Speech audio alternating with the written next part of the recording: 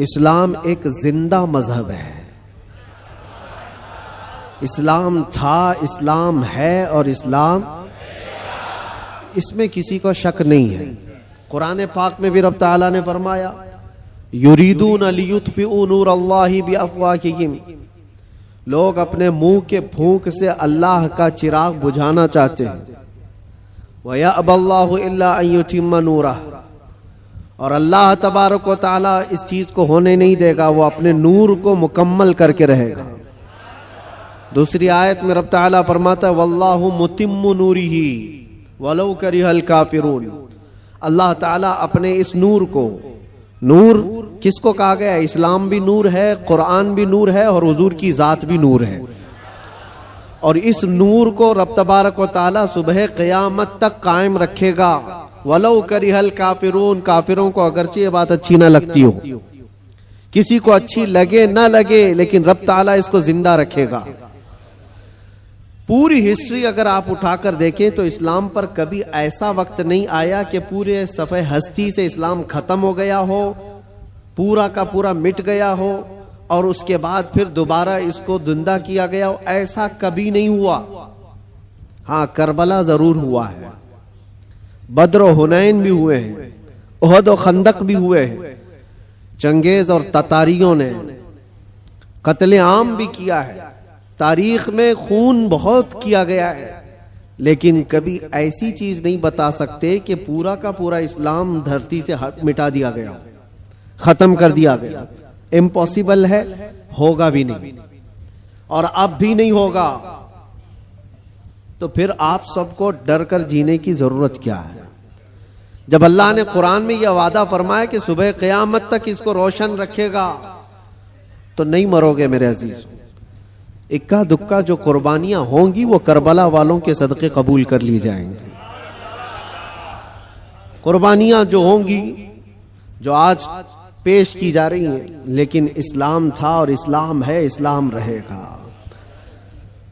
اس کی حقانیت کی بنیاد پر یہ زندہ رہے گا، مسلمانوں کی ٹوپیوں سے نہیں.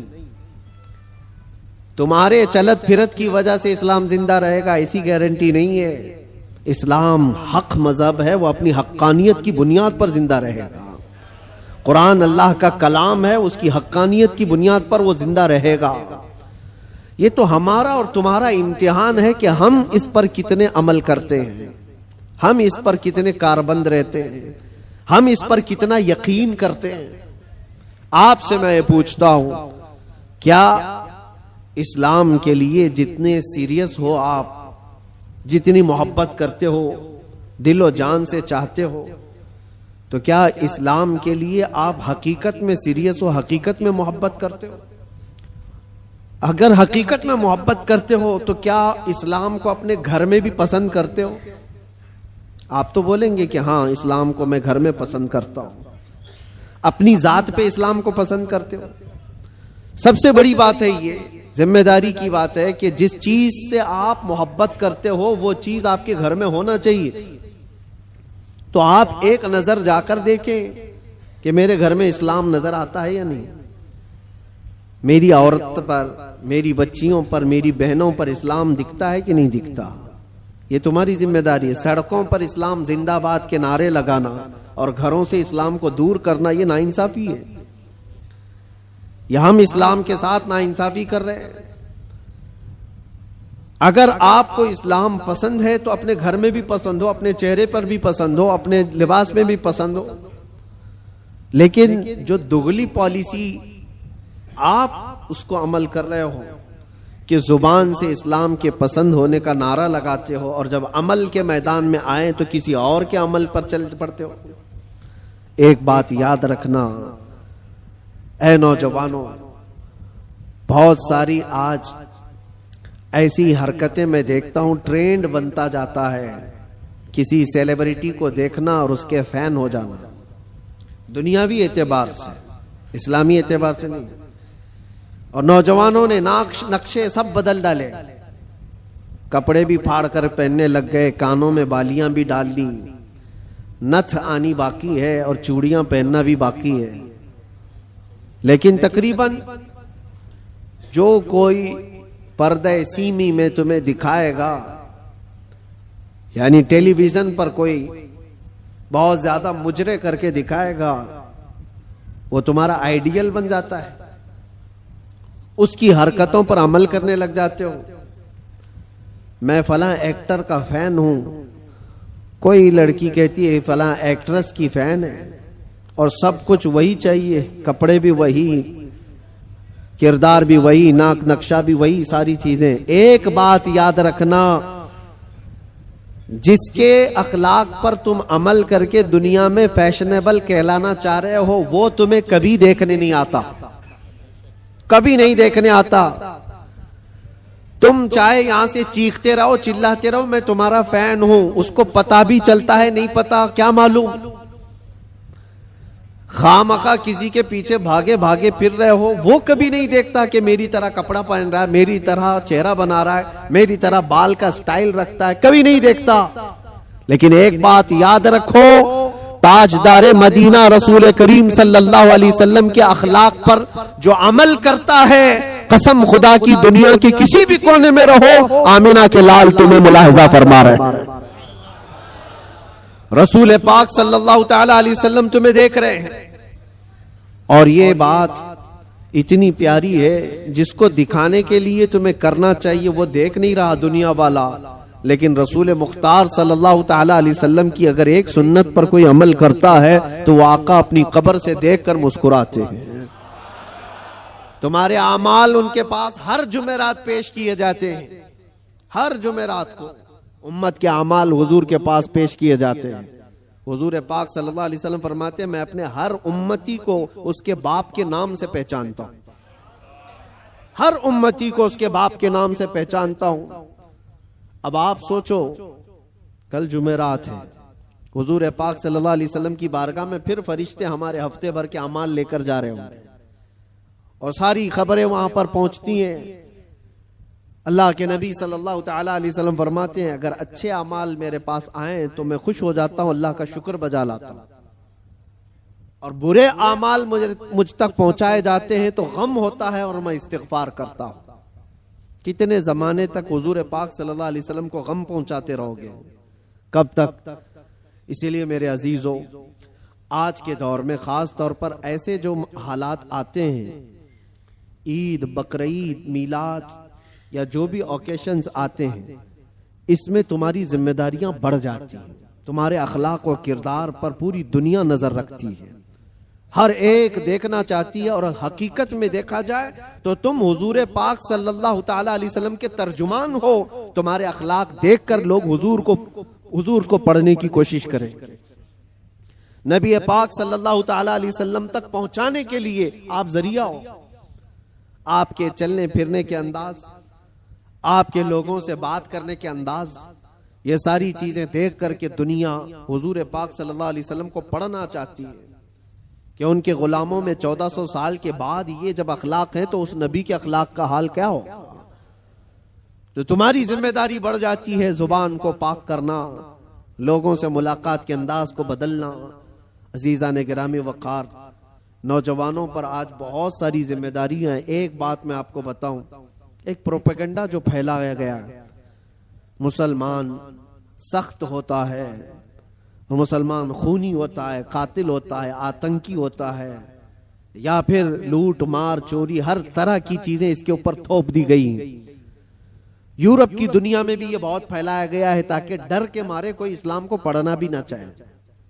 تقریباً آج سے 13-14 سال پہلے کی بات میں آپ کو بتا رہا ہوں، اس سے بھی زیادہ پہلے افغانستان میں جب حالات بہت خراب تھے، وہاں پر نیٹو کی ساری فوجیں اتری ہوئی تھیں، ایک بڑی جنگ چل رہی تھی۔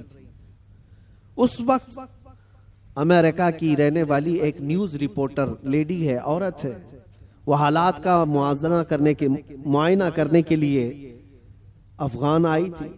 وہ کہتی ہے کئی دنوں تک میں الگ الگ علاقوں میں جا کر کے رپورٹنگ کرتی تھی اور واپس شام میں اپنی جگہ پر آ جاتی، اپنی قیام گاہ پر آ جاتی۔ ایک بار ایسا ہوا کہ ایک علاقے میں پہنچی اور وہاں سے تنہا آ رہی تھی، تو جو فوجی تھے کچھ جو وہاں تعینات تھے، مہینوں سے وہ جنگ کے میدان میں اترے ہوئے فوجی، لیکن اس علاقے کے فوجی نہیں، نیٹو کے فوجی، جس میں تقریباً 45 کنٹریز کے فوجی تھے، یورپ کے، سب کے. ان فوجیوں میں سے 2 فوجیوں نے اس کو پکڑ لیا، اس عورت کو، اور اس کے ساتھ کچھ غلط کرنے کے ارادے سے وہ ایک اندھیری جگہ پر اس کو کھینچ رہے تھے، لے جا رہے تھے. شام کا وقت تھا. اتفاق ایسا کہ 2 نوجوان مسجد کی طرف جا رہے تھے، مومنین میں سے 2 نوجوان وہاں سے گزر رہے تھے.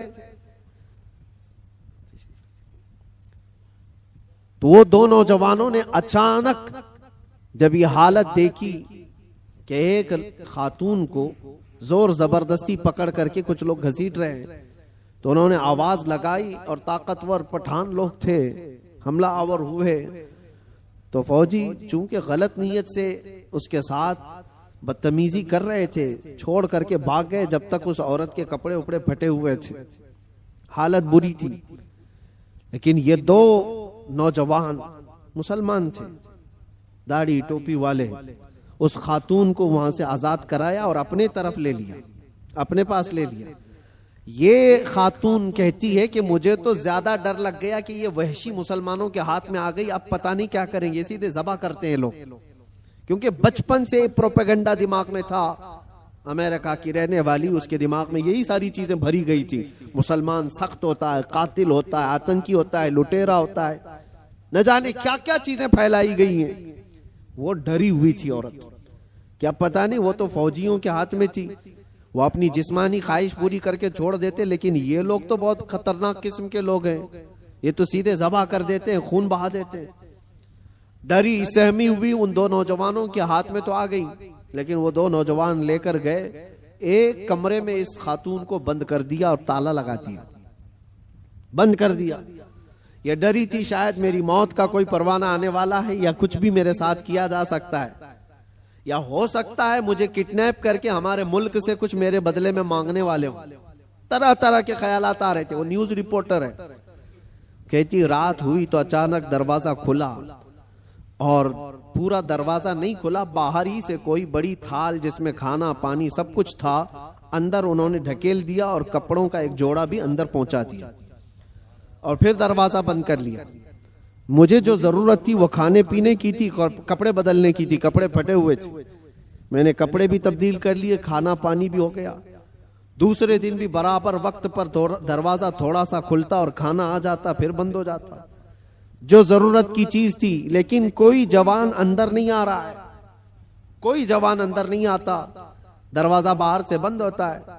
شام ہو گئی، 2 دن وہاں پر اس نے گزارے. اس کے بعد وہ کہتی ہے کہ اس کے سفارت خانے کے لوگ، اس کے ایمبیسی کے ذمہ دار لوگ آئے ان نوجوانوں کے ساتھ. جب دروازہ کھولا اور ان کی زبان میں، اسی عورت کی زبان میں بات کیا اور کہا کہ ہم تمہارے سفارت خانے سے آئے ہیں، ان نوجوانوں نے آ کر ہمیں یہ اطلاع دی کہ فلاں ملک کی اس طرح کی ایک خاتون مظلوم تھی، ہم نے اس کو پناہ دیا ہے اور اس کی حفاظت کی ہے، آپ آئیں، اپنی عورت کو لے جائیں اور اس کے ملک تک صحیح سلامت پہنچائیں.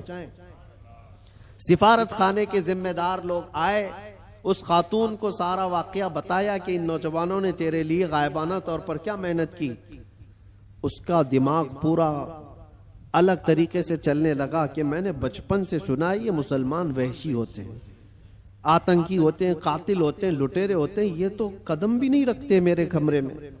میں بھی عورت ہوں، خوبصورت ہوں، جسم میرے پاس ہے، لیکن کبھی انہوں نے دیکھا بھی نہیں مجھ کو. 3 دن ان کے پاس گزاری، اور اس کے بعد جب سفارت خانے کے لوگ ذمہ دار آئے اور اس کو آزاد کروایا، وہاں سے لے جا کر کے وہ اس کے وطن تک پہنچایا. وہاں جانے کے بعد اس خاتون نے جو رپورٹ تیار کی، پوری اپنے سفر کی رودات لکھی، سارا سفر لکھا اور اس حادثے کو بھی لکھا، اور پھر اعلان کیا جو مجھے پڑھتے ہیں، جو مجھے سنتے ہیں، وہ گواہ ہو جائیں کہ میں اسلام کو قبول کرتی ہوں. اس سے بہتر میری عزت کی حفاظت مجھے کہیں اور نظر نہیں آتی. اس لیے کہ عورتوں کی اصل حفاظت اور ان کی عزتوں کی دیکھ بھال اللہ کریم نے جو فرمایا، اور اس کے نبی رسول کریم صلی اللہ علیہ وسلم نے جو فرمایا، وہ آج بھی ایمان والوں کے اندر موجود ہے. نوجوانوں، تمہارے اخلاق لوگوں کے لیے رسول پاک کا ترجمانی کا کام کرتے ہیں، ان کے ایمبیسیڈر ہو آپ۔ اور خاص طور پر رمضان میں آپ دیکھنا کئی محلوں میں جہاں تمہاری شباشی ہو رہی ہوتی ہے، رات کی رونقیں، اور اس شہر میں خاص طور پر جو چکا چوند روشنی ہے، اس کو دیکھنے کے لیے بہت سارے لوگ آتے ہیں، بلکہ دوسرے ہی زیادہ آتے ہیں۔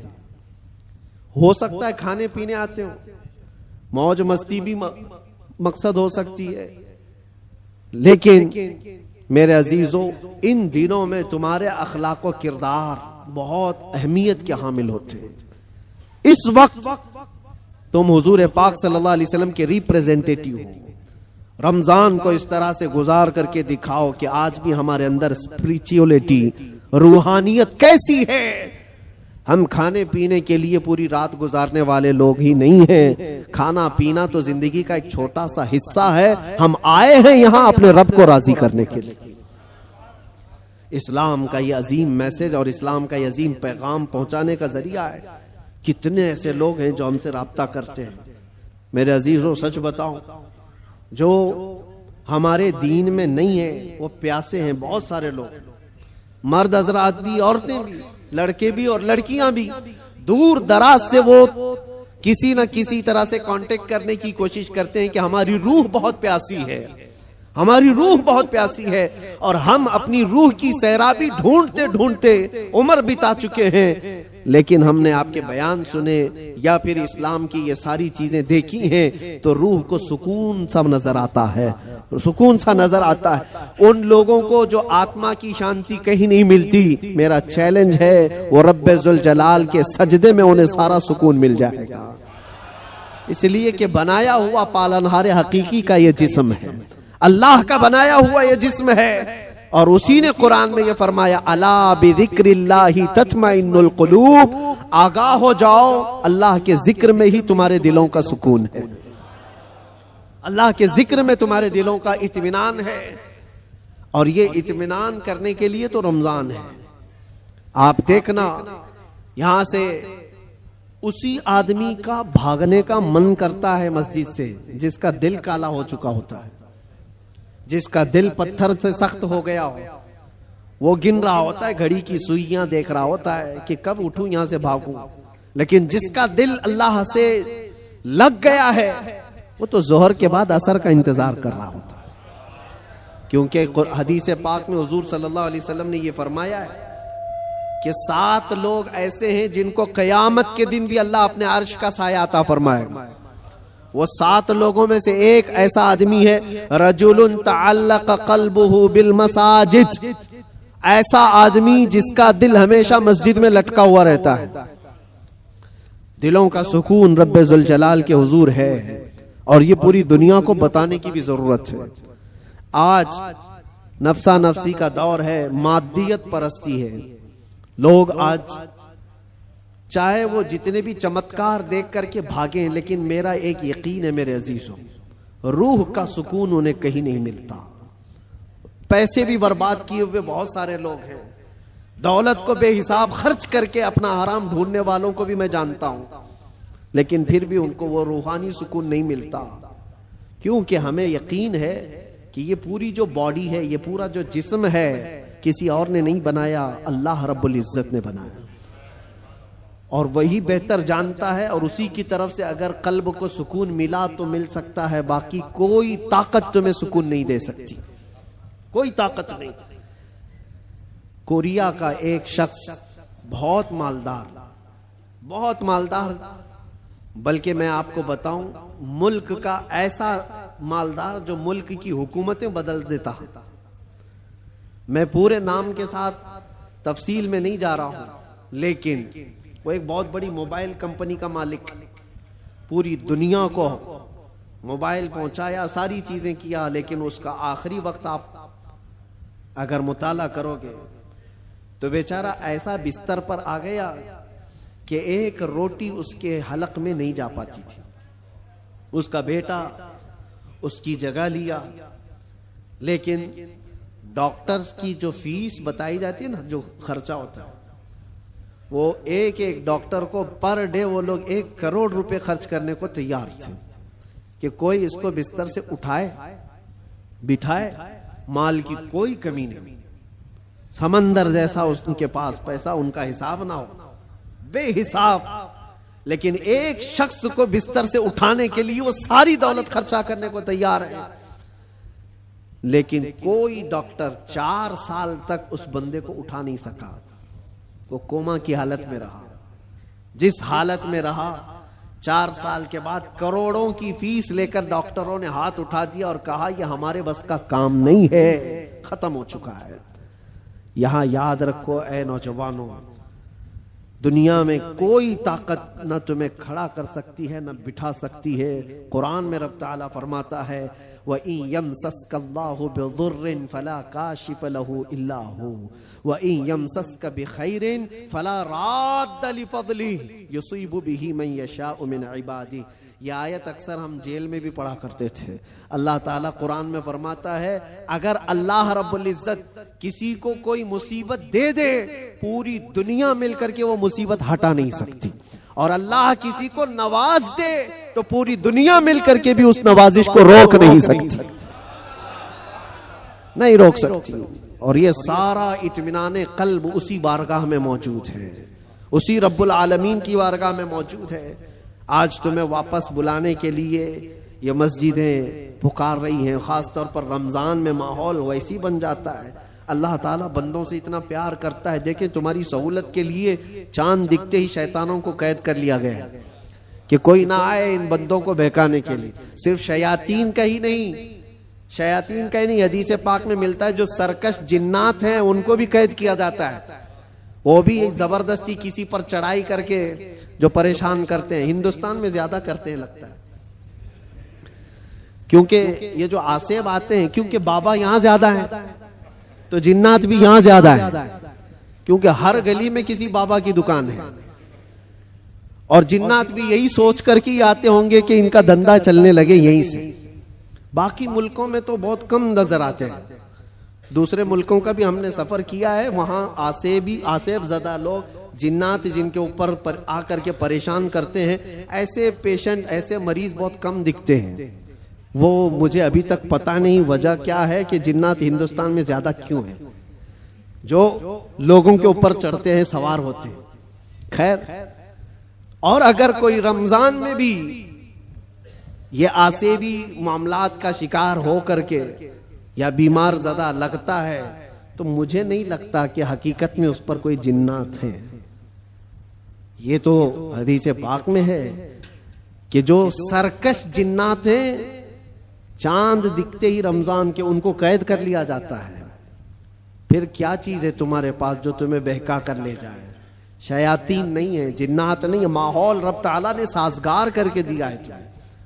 تم راتیں اس کے قیام کرو، اس کے دن میں روزے رکھو، اور پھر اتنا ہی نہیں بلکہ ڈیوٹی لگا دی گئی ہو کہ روزہ رکھنا ہے، نماز پڑھنا ہے. اس پر اجر کا اتنا بڑا وعدہ کیا گیا، اتنا بڑا وعدہ کیا گیا. حدیث پاک میں ملتا ہے من قام فی رمضان ایمانا و احتسابا غفر له ما تقدم من ذنبه او کما قال رسول اللہ صلی اللہ علیہ وسلم. جس نے رمضان کی رات کو قیام کیا ایمان کے ساتھ، پیچھے جو کچھ بھی کیا تھا سب اللہ معاف فرمائے گا. جو کچھ بھی کیا ہو سب معاف کر دیا جائے گا. اس میں یہ نہیں کہا گیا ہے کہ چھوٹا بڑا الگ الگ، بلکہ جو کچھ بھی اس سے ہوا ہے اب تک اللہ معاف فرمائے گا. اتنے بڑے اجر کا وعدہ ہے. رمضان تمہیں پاک کرنے کے لیے آیا، رمضان المبارکہ تمہیں رب تعالیٰ کے قریب کرنے کے لیے آیا. روزے بھی فرض کیا رب تعالیٰ نے تو یہ فرمایا لعلکم تتقون، تم پر روزے اس لیے فرض کیے گئے کہ تمہیں تقوی آ جائے، تم پرہیزگار بن جاؤ. تو رب تبارک و تعالیٰ کا یہ حکم ہے. ہم تو مائل بکرم ہیں، کوئی سائل ہی نہیں. روز اس کی راتوں پر رب تعالیٰ ندا فرماتا ہے کوئی مجھ سے بخشش طلب کرے میں اسے معاف کروں. لیکن لوگ کہاں پر ہیں؟ بہت سارے حالات ایسے بگڑے ہوئے ہیں کہ تمہاری راتیں بخشش طلب کرنے کی تھی، تم کیرم بورڈ پہ بیٹھے ہوئے ہو، رات بھر بکرے لڑا رہے ہو، مرغے لڑا رہے ہو، چیس کھیل رہے ہو، کرکٹ کے فٹ بال کے گراؤنڈ سجائے جاتے ہیں. یہ رمضان اس کے لیے آتا ہے. افسوس ہے، میں تو کہتا ہوں ان لوگوں پر تف ہے، لعنت ہے. رمضان کو بھی انٹرٹینمنٹ کا ذریعہ بنا دیا. لوگ تو ہمارے بزرگوں میں پہلے یہ ہوتا تھا، بزرگوں کی کا مطلب اولیاء کاملین کی بات نہیں کر رہا ہوں، گھر کے بڑوں کا بھی یہ حال تھا. اب تک بہت سارے گھروں میں رمضان کے آتے ہی ٹی وی پر پورا پردہ ڈال دیتے تھے، چادر اڑا دیتے تھے.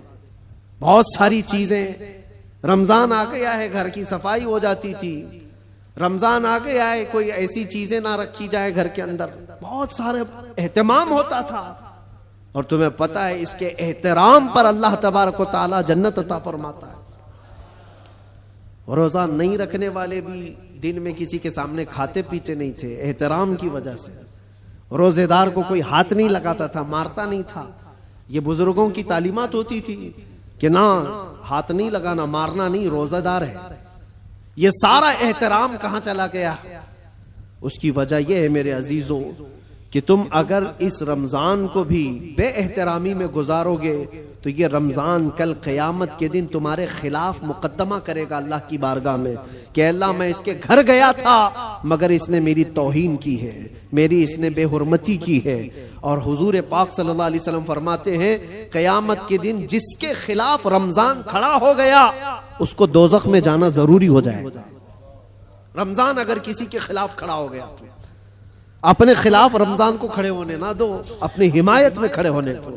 کل رمضان آئے قیامت کے دن اور تمہاری سفارش کرے کہ مولا یہ میری راتوں کو جاگتا تھا، یہ میرے دن کو تلاوت قرآن کرتا تھا، روزے رکھتا تھا، غربا اور مساکین میں خیرات کرتا تھا، تمہاری نیکیوں کی گواہی خود رمضان دے گا. اور حضور نے یہ بھی فرمایا کہ جس کے حق میں قرآن اور رمضان سفارش کر دے اس کا جنت میں جانا واجب ہے. عزیزان گرامی وقار، بس میں خلاصہ کلام صرف اتنا عرض کرنا چاہوں گا کہ دین جو تم تک پہنچا ہے اس چیز پر آج خاص توجہ کے ساتھ میں عرض کرنا چاہتا ہوں. یہ بڑی مشقتوں کے ساتھ تم تک پہنچا ہوا ہے. یہ نہیں کہ پھولوں کی سیج پر سج کر تمہارے گھر میں آ گیا. بہت مشقتیں اٹھائی گئی ہیں اس کے پیچھے.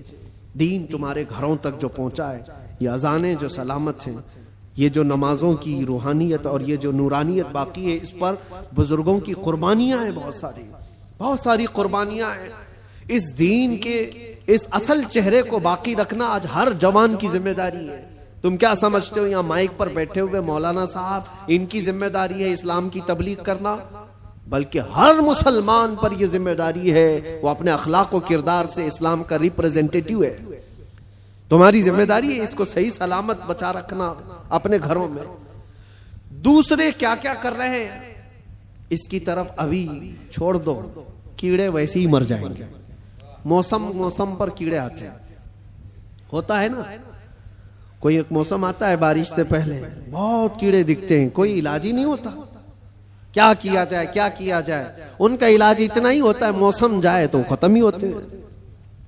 ویسے ہی اسلام کے متعلق، قرآن کے متعلق، نبی پاک صلی اللہ علیہ وسلم کی ذات کے متعلق ہرزہ سرائی کرنے والے، دشمنی پیدا کرنے والے ہر زمانے میں آتے ہیں، لیکن ان کا ایک خاص موسم ہوتا ہے. اس کے بعد پھر اسلام اسی آب و تاب کے ساتھ چمکتا رہتا ہے. اسلام ویسے ہی چمکتا رہے گا. نہ اس کو چنگیز ہلا پایا، نہ اس کو ہلاکو ہلا پایا، نہ اس کو بڑے بڑے طاقتور ہلا پائے. 50 لاکھ لوگوں کا جس نے قتل کیا، چنگیز وغیرہ جو تاریخ آپ دیکھیں، 50 لاکھ سے زیادہ لوگوں کا قتل جنہوں نے کیا، یہی سوچ کر کے کیا تھا نا اس دھرتی سے پورا مٹا دیا جائے، صفحہ ہستی سے ختم کر دیا جائے. حیرت کی بات ہے جس فوج نے بغداد پر حملہ کیا تھا وہی فوج دائرہ اسلام میں داخل ہوئی تھی. جس کو اقبال نے کہا تھا حرم کو مل گئے پاسباں صنم خانے سے، حرم کو مل گئے پاسباں صنم خانے سے. رب تبارک و تعالیٰ انہی کے درمیان ایمان کی ہدایت عطا فرما دی. یہ ہوتا رہے گا، یہ اسلام کا لہلہاتا ہوا پودا سلامت رہے گا. اور لوگ جس طرح کے آج حالات جو انوائرمنٹ کریٹ کیا گیا ہے، اس سے تمہارا امتحان ہے. تم گھبرا کر کے اب تم کیا چاہتے ہو؟ ایک سوال میں کرتا ہوں، اسلام میں ہو تو اس بات پر تمہیں کبھی گلٹی فیل ہوتا ہے؟ کبھی شرم محسوس ہوتی ہے؟ کبھی شرم محسوس ہوتی ہے کہ میں مسلمان ہوں؟ نہیں شرم آتی ہے تو پھر ٹوپی کیوں چھپاتے ہو؟ اگر شرم نہیں آتی ہے تو پھر داڑھی کیوں نکال پھینکتے ہو؟ کیوں؟ اگر تمہیں اسلام پر قائم رہنے میں فخر محسوس ہوتا ہے تو کھل کر کے اسلام پر عمل کرو، کھل کر کے۔ اسلام کسی جرائم پیشہ لوگوں کا اڈا نہیں ہے، پوری دنیا کو اچھے اخلاق سکھانے والا ایک مکمل دین ہے، پوری دنیا کو اخلاق سکھانے والا یہ دین ہے۔ تو مجھے شک کیوں ہے اس بات پر؟ بہت سارے لوگ ابھی آئیں کائیں کرتے ہوئے نیوٹرل بنتے ہیں، میں دیکھ رہا ہوں۔ جب کبھی کوئی سوال آ جائے تو کچھ دانشور بن کر کے بیٹھتے ہیں اور پھر ایک نیوٹرل باتیں، ایک سیکولر باتیں کرتے ہوئے وہ یہ محسوس کرانے کی کوشش کرتے ہیں کہ ہم یہ نہیں سمجھتے، اسلام میں یہ چیز نہیں ہے، وہ چیز نہیں ہے، یہ بزرگ اسلام میں نہیں، وہ بزرگ اسلام میں نہیں، صرف اس لیے وہ کر رہے ہیں کہ دوسروں کو کچھ خوش کریں۔ ان بے وقوفوں کو میں بتانا چاہتا ہوں جو کرسیوں پر بیٹھ کر ڈیبیٹ کرتے ہیں اور سیکولر بننے کی کوشش کرتے ہیں، یاد رکھو تم اپنی ناک کاٹ کر کے بھی نیچے رکھو گے تو وہ کبھی راضی نہیں ہونے والے، کبھی راضی نہیں ہوں گے۔ 10 لاکھ سال بھی تم پکار کر کے ان کی جوتیاں چاٹتے رہو، راضی نہیں ہوں گے۔ راضی کرنا ہے تو اللہ اور اس کے رسول کو راضی کرو۔ ہم جس کے لیے دنیا میں آئے ہیں، ہم جس کے لیے دنیا میں آئے ہیں، ہمیں اللہ تبارک و تعالیٰ نے حکم کیا فرمایا؟ وَمَا أُمِرُوا إِلَّا لِيَعْبُدُوا اللَّهَ مُخْلِصِينَ لَهُ الدِّينَ۔ لوگوں کو یہ حکم نہیں دیا گیا مگر صرف اتنا کہ عبادت کریں تو صرف اللہ کی رضا کے لیے، لوگوں کو دکھانے کے لیے نہیں۔ وہ کبھی دنیا راضی نہیں ہوگی، یار ایک بات یاد رکھیں، کبھی راضی نہیں ہوگی۔ تم چاہے جس طرح کے بھی بن جاؤ، دنیا تم سے راضی نہیں ہوگی۔ ہم بچپن میں ایک چیز پڑھتے تھے، ایک شوہر اور بیوی گدھا لے کر جا رہے تھے، شوہر اپنی بیوی کو بٹھایا گدھے پر اور لے کر چل رہا تھا، بیچارہ لیڈیز فرسٹ والے فارمولے پر عمل کر رہا تھا کہ پہلے عورتوں کو ہونا چاہیے، لیکن محلہ چھوڑنے والا تھوڑی نہ ہے۔ کٹے پہ بیٹھے ہوئے سب کمنٹ پاس کرنے لگے، جورو کا غلام جا رہا ہے، بیوی کا غلام جا رہا ہے۔ ایک حقیقت چیز ہے، اور یہ سن کر کے اس کو بہت برا لگا اور اس کی عورت کو اتار دیا، تو اتر جا میں بیٹھوں گا۔ وہ بیٹھ گیا، عورت اس کا رسی پکڑ کر کے چلنے لگی۔ آگے گیا تھا، دوسرے محلے والوں نے پکار کر کہا ظالم آدمی عورت کو چلا رہا ہے، خود بیٹھا ہوا ہے۔ اس کے بعد اس نے کہا کہ رہنے دو، دونوں بیٹھ جاتے ہیں۔ دونوں بیٹھ گئے تو تیسرا ایک محلہ آیا اور کہا کتنے ظالم ہیں، ایک سواری ہے، دو بیٹھے ہوئے ہیں۔ وہ بیچارہ گدھا جھکا جا رہا ہے، اس پر رحم نہیں کرتے لوگ۔ کہا کہ دونوں اتر جاتے، خالی لے کے چلتے۔ چوتھے محلے والوں نے کہا پاگل لوگ ہیں، سواری ہے پھر بھی چل کے جا رہے ہیں، کرے تو کیا کرے آدمی۔ ایک بیٹھے تو لوگوں کو تکلیف، دو بیٹھے تو لوگوں کو تکلیف، نہ بیٹھو تو تکلیف۔ یہ کوئی ایک لطیفہ نہیں، دنیا کا مزاج یہی ہے۔ تم ٹوپی پہنو تو تکلیف، داڑھی رکھو تو تکلیف، سب نکال کر ننگے پھرو تو بھی تکلیف۔ دنیا کبھی تم سے راضی نہیں ہوتی۔ ہاں ایک فارمولا یاد رکھو، جیسے ہو تیسے ہو، پھٹے پرانے کپڑے ہی کیوں نہ ہو، ایک سجدہ کرو مولا راضی ہو جاتا ہے۔ ایک سجدہ کرو مولا راضی ہو جاتا ہے۔ اسی کو اقبال نے کہا تھا، وہ ایک سجدہ جسے تو گراں سمجھتا ہے، 1000 سجدوں سے دیتا ہے آدمی کو نجات۔ جگہ جگہ جھکنے سے تو بہتر ہے، لوگوں کو راضی کرنے سے تو بہتر ہے کہ مولا کو راضی کروں۔ اس لیے کہ قرآن میں کیا پڑھا ہے اپنے، انا للہ و انا الیہ، جس کا ترجمہ کیا ہوتا ہے، ہم اللہ کے لیے ہیں اور اللہ ہی کی طرف لوٹنے والے۔ ہر مرنے والے کے دیکھ کر کے پڑھتے ہیں کہ نہیں پڑھتے؟ اس کا مطلب کیا ہے، ہم اللہ ہی کے لیے ہیں اور اللہ ہی کی طرف لوٹنے والے۔ قرآن میں کتنی جگہ اللہ نے فرمایا وَإِلَيْهِ تُرْجَعُونَ وَإِلَيْهِ النُّشُورُ، تم اسی کی طرف پھیرے جاؤ گے، اسی کی طرف جمع کیے جاؤ گے۔ جب تمہارا عقیدہ یہ ہے کہ جانا ایک ہی جگہ ہے تو ایرے غیرے نتھو کھیرے کو منانے کی کیا ضرورت؟ جس کی بارگاہ میں سارا فیصلہ ہونا ہے اسی کو راضی کرتے ہیں، اور وہ راضی بہت جلدی ہوتا ہے۔ دنیا جلدی راضی نہیں ہوتی۔ ان کے ساتھ کیا کیا نہیں کرتے ہیں. ہم نے دیکھا ہے بیچارے 40 سال پارٹی میں تھے, اس کے بعد پھر نکال کر ان کو پھینک دیا گیا اور ان کو پتہ نہیں کون سی منڈلی میں بٹھا دیا گیا. یہ دنیا ہے, تمہاری خدمتوں کو نہیں دیکھتی. ایک دن اگر تم سے کوئی برائی ہوئی تو پچھلے 40 سالوں پر پانی ڈال دیا جاتا ہے. اور وہ رحمان ہے, وہ رحمان ہے جس کی ایک مثال میں آپ کو بتاؤں. مثنوی شریف میں مولانا روم فرماتے ہیں جنت البقیع میں ایک 80 سال کا بوڑھا رو رہا تھا. کون تھا یہ؟ بانسری بجاتا تھا, لوگوں کو اپنی سریلی آواز سے بجا بجا کر کے دھن میں مست کرتا تھا. اس پر لوگ اس کو پیسے دیتے تھے. زندگی پوری گزری اسی میں, یہ بجانے میں. اور جب بانسری بجاتا تھا تو بہترین لے تھی اس کے پاس, بہترین طرز تھی, اور اس پر لوگ واہ واہ کرتے تھے, پیسے دیتے تھے. لیکن کب تک بجائے گا؟ جب بوڑھا ہوا تو سانس پھولنے لگی. اب وہ لے ٹوٹ جاتی تھی, بھدی لگنے لگی. لوگ تو سنتے بھی نہیں تھے, الٹی سیدھی باتیں کرتے تھے کہ بوڑھا ہو گیا, ابھی یہ بجاتا ہے, اس سے تو ہوتا بھی نہیں ہے. لیکن بیچارے کے پاس اس کے علاوہ کوئی فن تھا بھی نہیں. کرتا تو کیا کرتا, اس کی کمائی کا ایک ہی ذریعہ تھا یہ بانسری بجانا, اور اس کو بجا کر کے لوگوں کو خوش کرتا تھا. لیکن جب اس نے دیکھا کہ اب دنیا ایک پھوٹی کوڑی بھی دینے کو تیار نہیں, فاقے پہ فاقے آ گئے, مرنے کی حالت آ گئی, 80 سال کی عمر ہے. یہ زمانہ حضرت عمر فاروق کا ہے. اس وقت یہ بوڑھا جنت البقیع قبرستان مدینہ طیبہ کا آیا اور اس بانسری کو اپنے گھٹنے سے توڑ ڈالا, توڑ دیا اور کہا پھینک دیا. کہا اے خالق کائنات, تو نے مجھے پیدا کیا, لیکن اگر میرے حصے میں رزق نہیں ہے تو مجھے موت دے, میں قبرستان میں کھڑا ہوں, میں اب کسی اور پر بوجھ نہ بنوں, میں یہیں مروں اور یہیں سو جاؤں, مجھے معاف کر دے مولا. وہ روتا رہا. جب حالات کا مارا ہوا آدمی مولا کی بارگاہ میں روتا ہے نا تو اس کا دل بھر آتا ہے. حالات کا مارا ہوا جب روتا ہے تو اس کے رونے کی آوازیں آسمانوں کو چیر دیتی. تمہیں اندازہ نہیں, یوں ہی رونے والا الگ ہے, لیکن حالات سے مارا ہوا, دل کا ٹوٹا ہوا جب روتا ہے تو اس کی آوازیں 7ویں آسمان کے اوپر جاتی ہیں.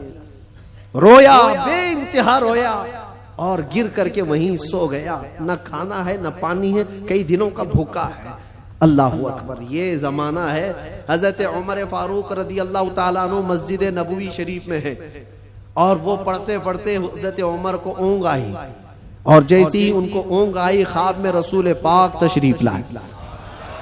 فرمایا عمر جلدی اٹھو, اپنے گھر سے کھانا پانی لو, اور جنت البقیع میں اللہ کا ایک مہمان کھڑا ہے, اسے کھلاؤ.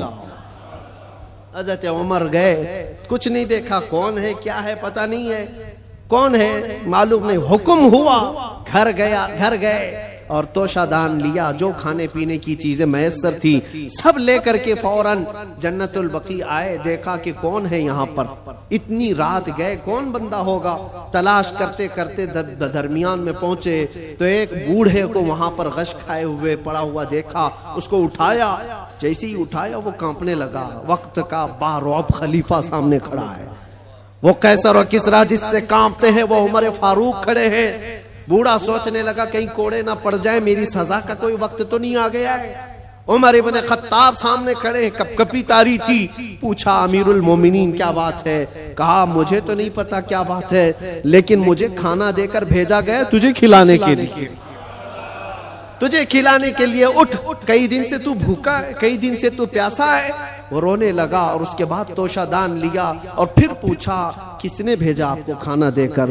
کون کہا ہے؟ کہا کون کہہ سکتا ہے, ہم غریبوں کا آقا, ہم بے سہاروں کا سہارا, وہ یتیموں کا ماوا و ملجا, ہاں جس کو ہر امتی کے درد کا احساس ہے, وہ خواب میں تشریف لائے. اللہ کے حکم سے حضور پاک نے مجھے فرمایا ہے کہ جا اپنے گھر سے کھانا لے جا, اور اللہ کا ایک مہمان قبرستان میں کھڑا ہے اسے کھلا آ. اتنی بات سننی تھی, وہ چیخ مار کر کے گرا اور کہنے لگا 80 سال تک میں نافرمانی کرتا رہا, 80 سال تک بانسری بجاتا رہا, دور بھاگتا رہا, آج ایک دن کیا اس رحمان کو میں نے پکارا, وہ 80 سال کی ساری چیزوں کو چھوڑ دیا اور میرے پیٹ بھرنے کے لیے وقت کے خلیفہ کو بھیج دیا. اس رحمان کا، اس ارحم الراحمین کا یہ مظہر ہے میرے عزیزوں. آپ کیا سمجھتے ہیں دنیا کو مناتے رہ جاؤ؟ نہیں مانتی، یہ جھوٹی ہے، مکار ہے، عیار ہے، دغاباز ہے.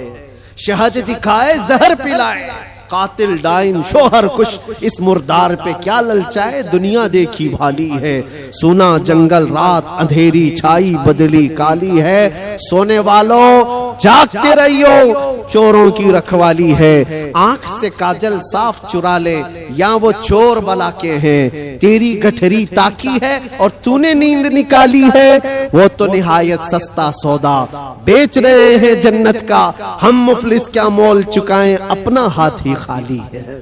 عزیزان گرامی وقار، میں صرف اتنی بات کہنا چاہتا ہوں کہ تمہارے پاس جو دین کا خزانہ ہے، جو اسلام پہنچا ہے، اور خاص طور پر سنیوں کو میں بار بار یہ کہتا ہوں کہ تمہارے پاس دنیا کی اتنی بڑی دولت ہے، اتنی بڑی دولت ہے جس کو آپ کمپیئر نہیں کر سکتے کسی اور چیز سے. اس دولت کا نام ہے عشق رسول پاک. سنیوں کے سینوں میں یہ موجود ہے.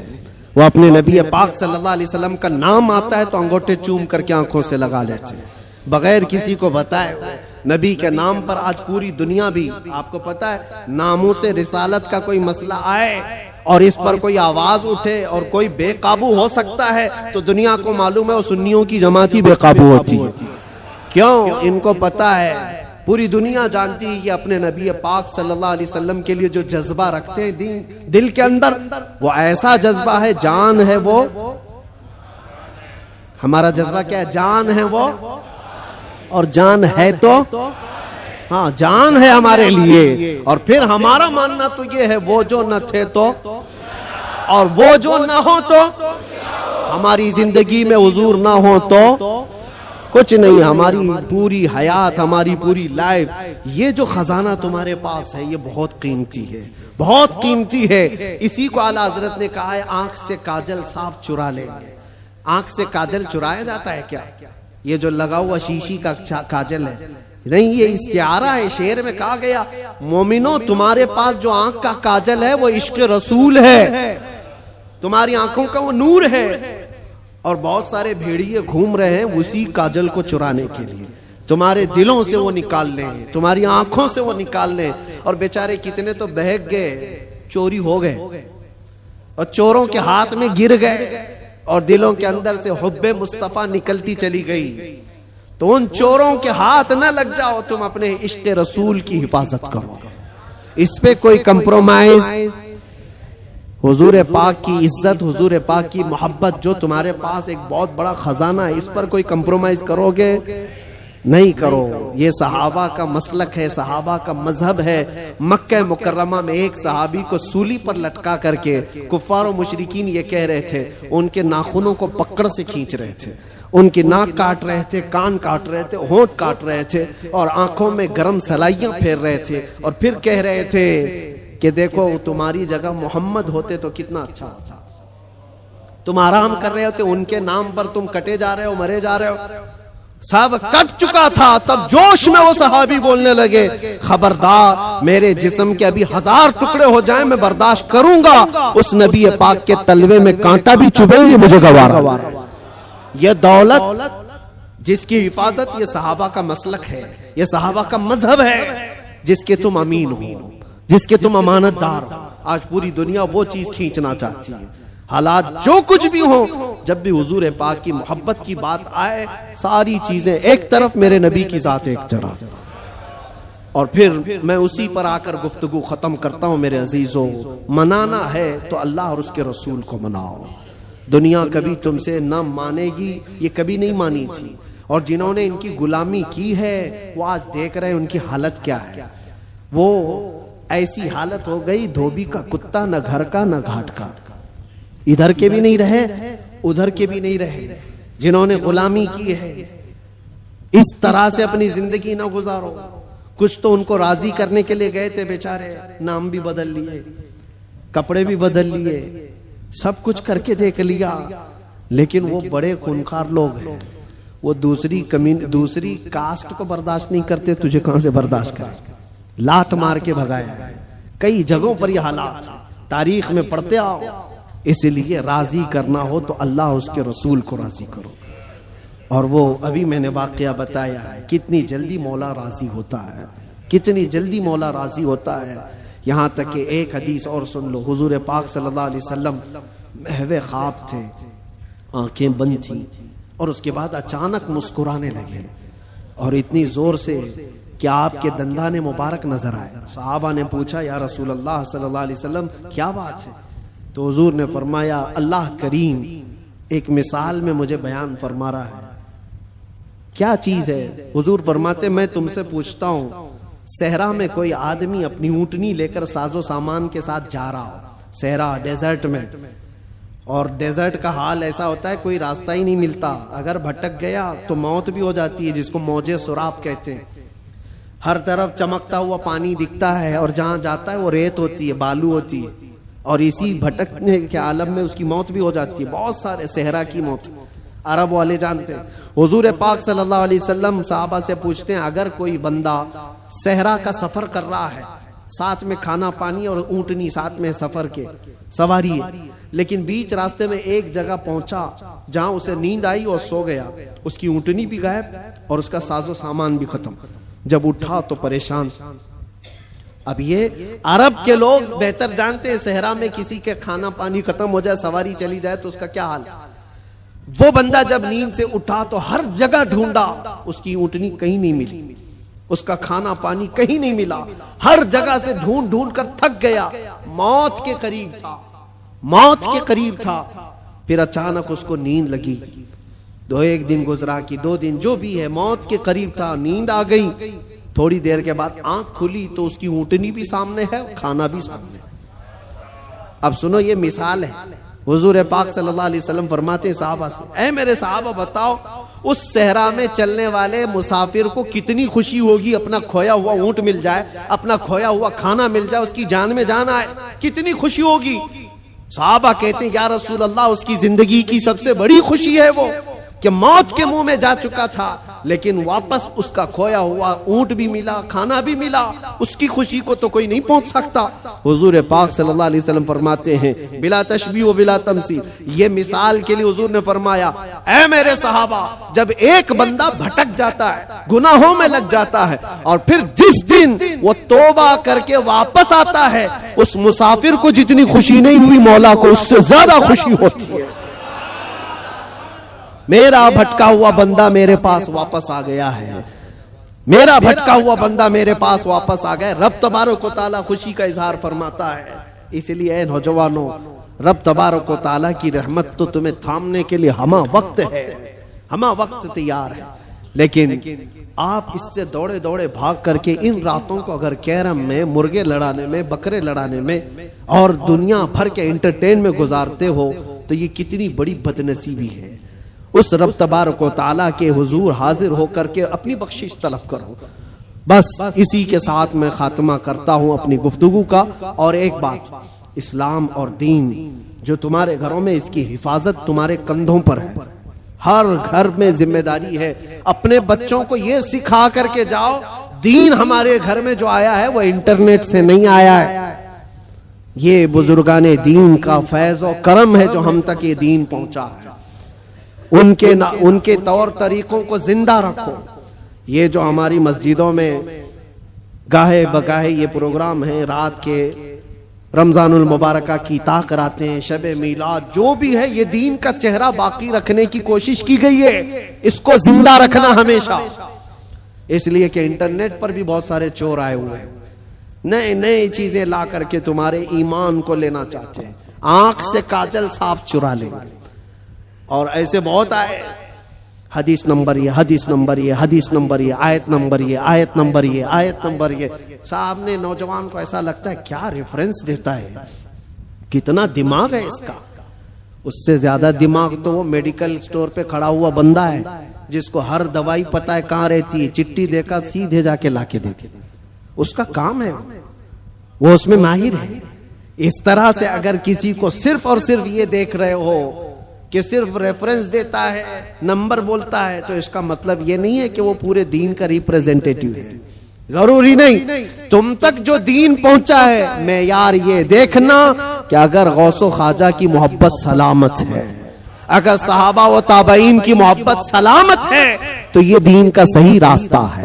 اس لیے کہ رب تبارک و تعالیٰ نے بھی یہی فرمایا ہے، دعا یہی کرو اس راستے پر اللہ ہمیں چلا جس پر چلنے والوں پر تو نے انعام نازل فرمایا. انعام کس پر نازل ہوا ہے؟ صدیق اکبر پر ہوا ہے، فاروق اعظم پر ہوا ہے، عثمان غنی پر ہوا ہے، حیدر کرار پر ہوا ہے، حسنین کے راستے پر چلنے والے پر انعام نازل ہوا ہے، وہ صحابہ تابعین اولیاء کاملین کے راستے پر چلنے والوں پر انعام نازل ہوا ہے. اسی راستے کا نام غوث کا راستہ ہے، اسی راستے کا نام غریب نواز کا راستہ ہے، اسی راستے کا نام مسلک اعلی حضرت ہے. اس سے ادھر ادھر آئیں بائیں نہ کرنا. اللہ سلامت رکھے. دین پاک کو اور عشق رسول کو اپنے گھر میں محفوظ رکھنا ہے تو اس راستے کی حفاظت کرو، اس راستے کی حفاظت کرو، اس چہرے کی حفاظت کرو. اللہ کریم کہنے سننے سے زیادہ ہمیں عمل کی توفیق عطا فرمائے. زندگی یہ نہیں کسی کی کسی کے لیے، زندگی ہے نبی کی، نہ سمجھ مرتے ہیں زندگی کے لیے، جینا مرنا ہے سب کچھ. لبیک یا رسول اللہ، لبیک یا رسول اللہ، لبیک یا رسول اللہ.